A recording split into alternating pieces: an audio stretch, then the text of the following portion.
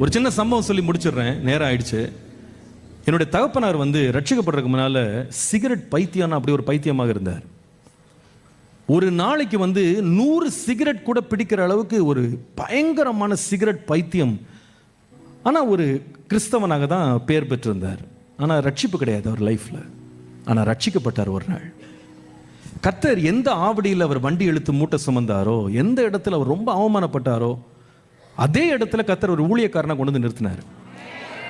வாழ்க்கையில் பயங்கர வறுமை எல்லாம் இழந்திருக்கும் போது ஒரு சொந்தம் கூட அவர் பக்கத்தில் வரல, எல்லாரும் அவரை கைவிட்டாங்க. ஆனால் கர்த்தர் அவரை ஊழியத்தில் ஸ்தாபித்து நாட்கள் ஆக ஆக ஆக ஆக ஆசீர்வாதங்கள் வர, சொந்தங்கள்லாம் ஒவ்வொருத்தராக வர ஆரம்பிச்சாங்க. அதில் ஒரு சொந்தக்காரர் யாருன்னு கேட்டால், எங்கள் அப்பாவுடைய தாத்தா முறையின்படி கோயம்புத்தூரில் ஒரு பெரிய ஒரு ஐஸ்வர்யவான், பெரிய வியாபாரி. அவர் எங்கள் அப்பாவை பார்க்கணுன்னு விரும்பினார்.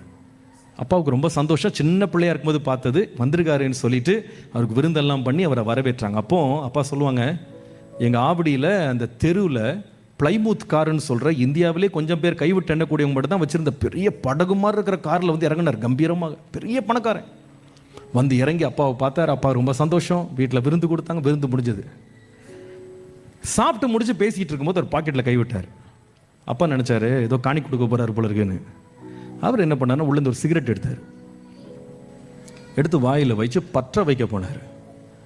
அப்பா உடனே, தாத்தா தாத்தா, இது உங்கள் பேரன் வீடு இல்லை, இது இயேசு தங்குற வீடு.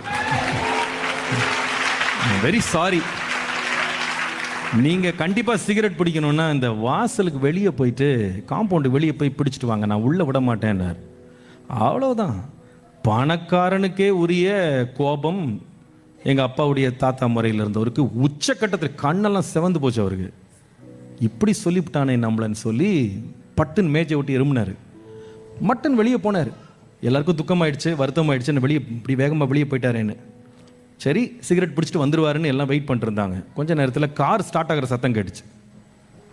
வெளியே பார்த்தா கார் டோரை சாத்திட்டு புழுதி கிளப்ப ஒரு வண்டி எடுத்துகிட்டு போயிட்டாரு. எல்லாருக்கும் என்ன பேசனே தெரியல, போயிட்டு வரேன்னு கூட சொல்லலை. அப்போ என்னுடைய பாட்டி அப்போ உயிரோடு இருக்காங்க, எங்கள் அப்பாவுடைய அம்மா. அப்போ எங்கள் பாட்டி எங்கள் அப்பாவை பார்த்து, ஏண்டா இத்தனை வருஷம் கழிச்சு நம்மளை தேடி வந்த மனுஷன் இப்படி வருத்தப்படுத்தி அனுப்பி விட்டியடா அப்படின்னு எங்கள் அப்பாவை பார்த்து சொன்னாங்க. எங்கள் அப்பா என்ன சொன்னாங்களாம் தெரியுமா? ஏம்மா, வந்தவர் வருத்தப்பட்டு போயிட்டாரு, ஆனால் இருக்கிறவர் சந்தோஷமா இருக்கு.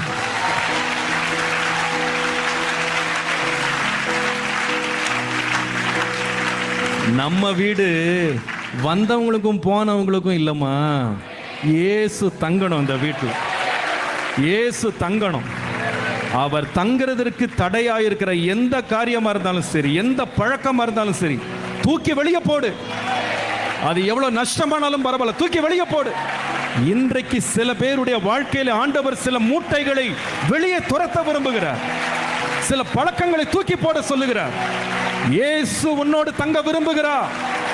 இனி அதற்கு இடமில்லை, அந்த பழக்கத்திற்கு இடமில்லை, அந்த மறைவிடத்திற்கு இடமில்லை, அந்த பாவத்திற்கு இடமில்லை, அந்த அநியாயத்திற்கு இடமில்லை, அந்த அக்கிரமத்திற்கு இடமில்லை. இன்றையோடு அதற்கு முடிவு கட்டுங்க. ஒரே ஒரு நோக்கம், என் வீட்டுக்கு ரட்சிப்பு வரணும். அவரே ரட்சிப்பு மீட்புமானா, ரட்சிப்பை தருகிற ரட்சகரே வரணும். அவர் வராம ஒன்று நடக்காது. எல்லாரும் எழும்பி நிற்போம். இன்றைக்கு ஆண்டவரே, என் வீட்டுக்கு நீங்க வரணும்.